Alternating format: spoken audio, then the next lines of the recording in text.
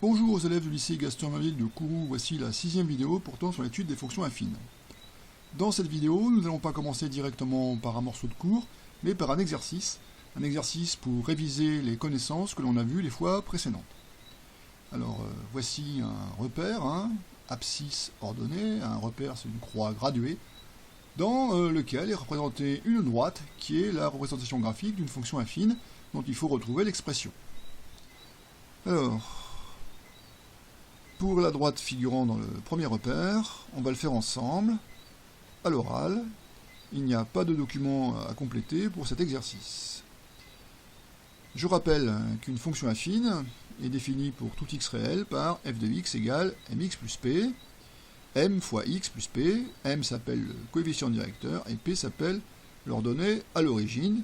Il faut donc graphiquement, ici, dans cet exercice, déterminer m et p. Alors, l'ordonnée à l'origine, on la voit, elle est ici. Elle vaut donc 1, 2, 3. Voilà, on a trouvé P, c'est 3. Il reste à déterminer le coefficient directeur. Je rappelle le cours. Le coefficient directeur, c'est déplacement vertical sur déplacement horizontal. Pour ce faire, on part d'un point de la droite, puis en se déplaçant parallèlement aux axes, on vient rejoindre un autre point de la droite. J'insiste bien, le point de départ et le point d'arrivée sont deux points de la droite, et les déplacements se font parallèlement aux axes. Il est préférable de prendre un point qui soit sur la droite et en même temps sur un nœud du quadrillage pour le point de départ, et la même chose pour le point d'arrivée, comme ça il sera facile de compter les carreaux. Exemple. Donc je choisis comme point de départ celui-ci, l'ordonnée à l'origine, j'avance de 1 carreau, et pour retomber sur la droite, je vois que je descends de 2 carreaux. Donc ce point-là, il est à la fois sur la droite et sur un nœud du quadrillage. Ce point-là, il est à la fois sur la droite et sur un nœud du quadrillage. Je pouvais aussi faire ceci, je repars de ce point, j'avance de 2, et je descends de 4. Donc ici, j'avance de 1 et je descends de 2, donc moins 2 divisé par 1, ça fait moins 2. Ici, j'avance de 2 et je descends de 4, donc moins 4 divisé par 2, ça fait aussi moins 2. Voilà, c'est fini. Nous avons notre coefficient directeur et notre ordonnée à l'origine.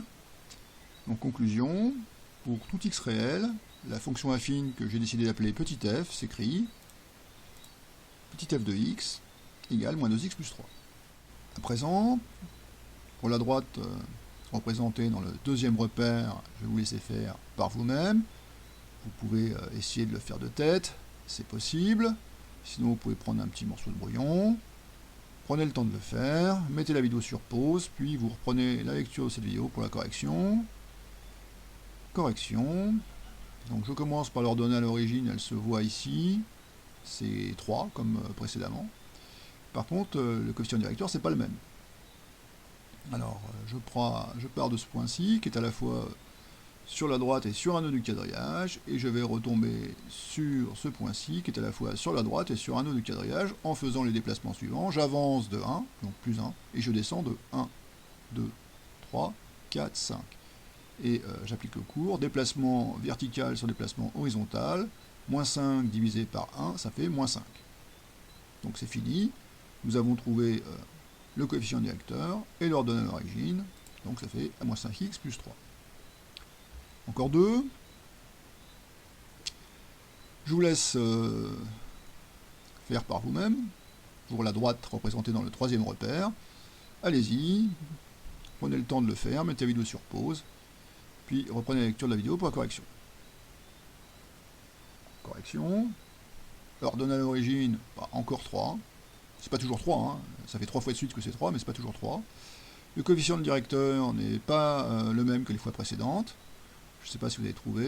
Donc ici, je vais partir de là. C'est un point qui est à la fois sur la droite et sur un nœud du quadrillage. Je vois que j'avance de 1 et je monte de 2. J'aurais pu partir d'ici.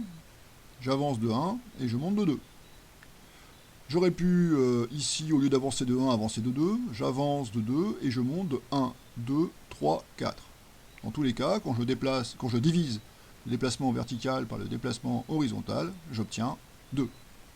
Donc, la fonction affine, que j'ai appelée h, c'était moins 2x plus 3. Prenons la droite située dans le dernier repère. Même chose. Allez-y, mettez-le sur pause. Correction. Cette fois-ci, l'ordonnée à l'origine, c'est pas la même que pour les 3 cas précédents. J'espère que vous avez trouvé, c'est -2. Et le coefficient directeur, bah, par exemple, j'avance de 1 et je monte de 1, 2, 3, 4. Donc la fonction affine s'écrit pour tout x réel est définie par, j'espère que vous avez trouvé, f de x égale 4x moins 2. Voilà, on va reprendre le cours. Nous voici de retour dans la partie cours, pour laquelle, comme d'habitude, je vous ai envoyé un document au format PDF qui est à compléter au fur et à mesure du déroulement de cette vidéo. Vous connaissez la marche à suivre. Si vous n'avez pas encore imprimé ce document, vous mettez cette vidéo sur pause, vous imprimez le document, puis vous reprenez la lecture de cette vidéo. On y va. Petit c, détermination d'une fonction affine dont on connaît 2 points de la représentation graphique, sans avoir la représentation graphique sous les yeux. Donc on connaît 2 points, mais on n'a pas le graphique sous les yeux. Exemple 1, retrouver la fonction affine W, dont la représentation graphique dans un repère du plan passe par les points T, donc T, abscisse 5, ordonnée 26, et S, donc abscisse 15 et ordonnée 54. Donc tout va se passer par le calcul, puisqu'on ne peut pas le faire graphiquement, on n'a pas le graphique sous les yeux. Donc calcul de coefficient directeur, on applique le cours, déplacement vertical sur déplacement horizontal.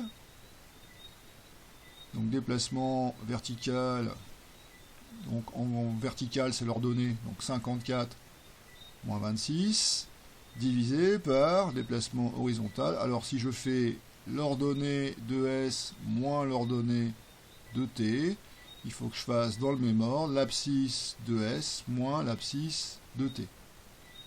Donc 54 moins 26 divisé par 15 moins 5. Voilà ce que ça donne. Voilà, 2,8, c'est donc le coefficient directeur. Remarquez qu'ici, je peux faire le contraire. Je peux faire 26 moins 54, mais si je fais 26 moins 54 pour le déplacement vertical, il faut qu'aussi ici, je change, je fasse 5 moins 15. Et ça donne le même résultat, parce que ici, au lieu d'être 28, c'est moins 28, et ici, au lieu d'être 10, c'est moins 10. Et un négatif divisé par un négatif, ça fait aussi un positif. Voilà, nous avons donc notre coefficient directeur, 2,8. On écrit que pour x, la fonction affine s'écrit pour le moment w de x égale 2,8x plus p. Alors, 2,8 c'est le coefficient directeur, on l'a trouvé, il nous manque le p. Pour ce faire, on exploite le fait que la droite passe par le point T d'abscisse 5 et d'ordonnée 26, ce qui signifie que w de 5 est égal à, je vous laisse compléter par vous-même, mettez la vidéo sur pause, le temps de le faire, correction, donc l'image de 5 c'est 26, hein. Voilà, on traduit cela par une petite équation, on va écrire que w de 5 c'est 26, mais si je remplace x par 5 dans cette expression, w de 5 s'écrit aussi 2,8 fois 5 plus p. Voilà ce que ça donne. Donc w de 5 c'est égal à, quand je remplace x par 5, 2,8 fois 5 plus p, et c'est égal aussi à 26. D'où, alors je fais 2,8 fois 5, 14, plus p égale 26, on trouve donc p égale 26 moins 14 égale 12. Donc la fonction affine w est définie pour tout x réel par w de x. Ben, on a le coefficient directeur qui est 2,8, l'ordonnée d'origine qui est 12, et donc égal à 2,8x plus 12. Vous allez me dire, mais on n'a pas du point T, mais pas du tout du point S. Alors je pouvais faire la même chose avec le point S. Je l'ai fait avec le point T, et je vais quand même me servir du point S pour faire une vérification. On termine en faisant une vérification. Le point S a pour abscisse 15, je le rappelle. Hein. S a pour abscisse 15, voilà. Donc le nombre W15 doit être égal à son ordonnée. Et si je fais le calcul en remplaçant ici par 5, regardons ce que ça fait. Voilà, donc 2,8 fois 15 plus 12. Faites le calcul, ça fait 54. Et 54, c'est bien l'ordonnée du point S, c'est bien le nombre qui était attendu comme résultat. Exemple 2. Alors vous allez tout faire par vous-même. Mettez la vidéo sur pause le temps de le faire, puis vous reprenez la lecture pour la correction. Allez-y.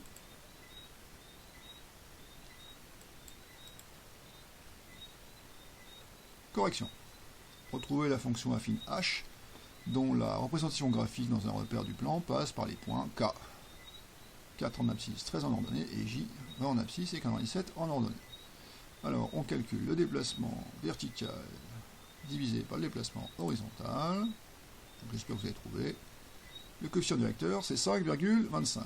On écrit que pour x, la fonction affine s'écrit pour le moment 5,25x plus p. Donc p, on ne connaît pas, il va falloir le chercher. On exploite le fait que la droite passe par k. D'abscisse 4 et d'ordonnée 13, ce qui signifie que h de 4, l'image de 4 par la fonction affine h, c'est 13. On traduit cela par une petite équation, c'est exactement pareil que précédemment. Donc h de 4 est égal à 5,25 fois 4 plus p, c'est égal aussi à 13. D'où, en faisant le calcul, 21 plus p égale 13, on trouve p égale 13 moins 21 égale moins 8. Donc la fonction affine h est définie pour tout x réel par h de x égale le coefficient directeur 5,25, x, moins 8 l'ordonnée à l'origine. On termine en faisant une vérification par le point J, puisqu'on a utilisé ici le point K pour trouver P, on va vérifier avec le point J. J'aurais pu faire le contraire, trouver P avec J et vérifier avec le point K. Alors le point J a pour abscisse 20, donc le nombre h de 20 doit être égal à son ordonnée. Alors si je fais le calcul avec la fonction affine, je calcule l'image de 20, bah vous avez dû trouver 97. Alors voilà ce que ça donne. Donc 5,25 fois 20 moins 8, 97, qui est bien le nombre attendu. Voilà. Exemple 3, encore à vous de jouer, mettez la vidéo sur pause, le temps de le faire. Allez-y. Correction. Donc c'est la même méthode. Hein. Voilà ce que ça donne pour le coefficient directeur. Alors pour le moment on ne connaît pas P, donc pour G on écrit ceci, avec P qui est une lettre parce que pour l'instant P est inconnu. On exploite le fait que la droite passe par W 100, 848, ce qui signifie que l'image de 100 par la fonction affine G c'est 848. On traduit cela par une petite équation,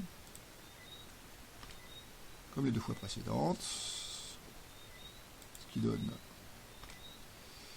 1016,75 plus P égale 848, on trouve P égale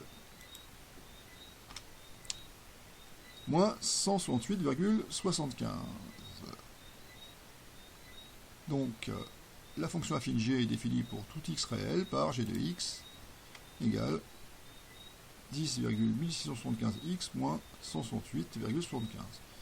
On fait la vérification avec le point Z qu'on n'avait pas utilisé juste au-dessus. Et donc, on trouve, en faisant l'image de 20 par la fonction affine G, on trouve 34,6, qui est bien le nombre attendu, puisque l'ordonnée de Z, c'était 34,6, alors que son abscisse était 20. Donc on a bien trouvé que l'image de 20, c'était 34,6, ce qui vérifie que notre équation, notre fonction affine, est la bonne. À présent, grand 5, les différents types de fonctions affines. Alors, pour tout nombre x réel, une fonction affine est définie par f de x égale mx plus p. Vous le savez, je le répète depuis la toute première vidéo, je le répète, je le martèle à chaque vidéo. Une fonction affine, c'est du type mx plus p. Petit 1, que se passe-t-il si p, l'ordonnée à l'origine, est nul? Dans ce cas, ces fonctions, les fonctions affines où p est nul, s'écrivent f de x égale mx, puisque p est nul. Elle vérifie l'image de 0 par ces fonctions. vaut toujours, je vous laisse deviner, je remplace x par 0, m fois 0, alors je ne connais pas m, ça dépend de la fonction affine, hein, ça peut être 5, ça peut être 4, ça peut être 3, mais n'importe quoi fois 0, de toute façon, ça fait 0. Elles ont donc pour représentation graphique des droites qui passent par, en abscisse 0, et l'image de 0, pour ces fonctions, c'est 0, par 0, 0, qu'on appelle l'origine. Elles ont un nom particulier, et vous l'avez déjà entendu au collège, on les appelle des fonctions linéaires. Alors vous m'avez bien entendu, des fonctions linéaires, ce sont des fonctions affines, ce sont des fonctions affines particulières, ce sont des fonctions affines qui passent par l'origine 0, 0. Mais ne me dites pas qu'une fonction linéaire n'est pas une fonction affine. Une fonction linéaire est une fonction affine particulière. Petit b. À présent, que se passe-t-il si m, le coefficient directeur, est nul? Alors, on va voir ça tout de suite. Dans ce cas, ces fonctions affines, celles dont le coefficient directeur est nul, s'écrivent f de x égale, puisque m égale 0, f de x égale p. Hein? 0 fois x, ça fait 0, même si je ne connais pas x, 0 fois x, ça fait 0, 0 fois n'importe quoi, ça fait 0, il reste p. Ce qui signifie que les images de cette fonction affine sont toutes égales à p.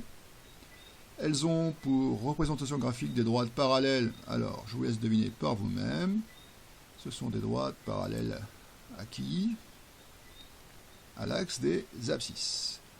Elles ont un nom particulier, on les appelle des fonctions, l'image ne change jamais, donc on a décidé de les appeler des fonctions constantes. Ce sont aussi des fonctions affines, ce sont des fonctions affines particulières. Ne me dites pas que les fonctions constantes ne sont pas des fonctions affines. Les fonctions constantes sont des fonctions affines particulières, tout comme les fonctions linéaires sont des fonctions affines particulières. Pour finir, représentation graphique de ces fonctions affines particulières. Donc sur un exercice, trace les fonctions f, g, h et w définies pour tout x réel par f de x égale 4x, g de x égale moins 2x, h de x égale 7 et w de x égale moins 4. Alors, pour f et g qui sont linéaires, il suffit pour chacune de choisir une abscisse et de calculer son image. Les deux qui sont là, f et g, comme elles sont linéaires, on sait d'avance qu'elles vont passer par 0, 0.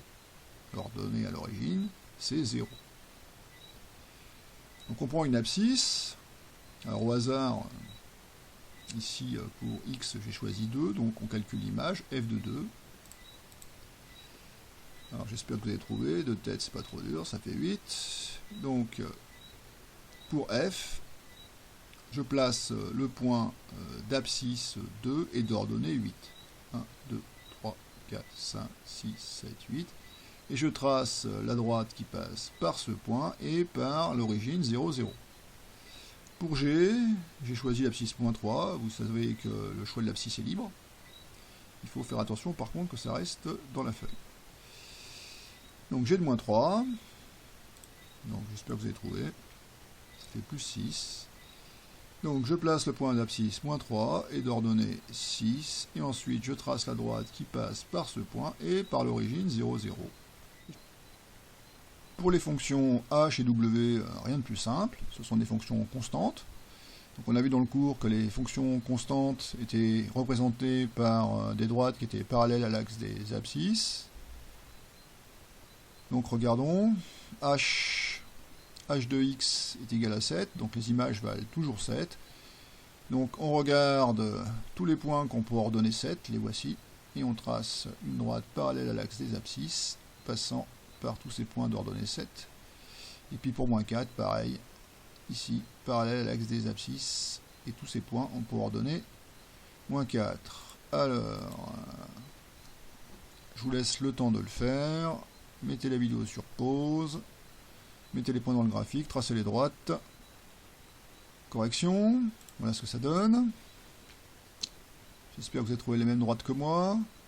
Ici, on ne la voit pas bien, mais il y a la fonction affine, la représentation graphique de la fonction affine h, qui est parallèle à l'axe des abscisses. Et puis ici, même chose, sauf que là, c'est pour les ordonnées moins 4. Voilà qui termine cette 6e vidéo. On n'a pas encore terminé tout à fait le cours sur les fonctions affines, Donc je vous donne rendez-vous pour une 7e vidéo, toujours sur le même sujet, les fonctions affines. Je vous dis à bientôt, au revoir.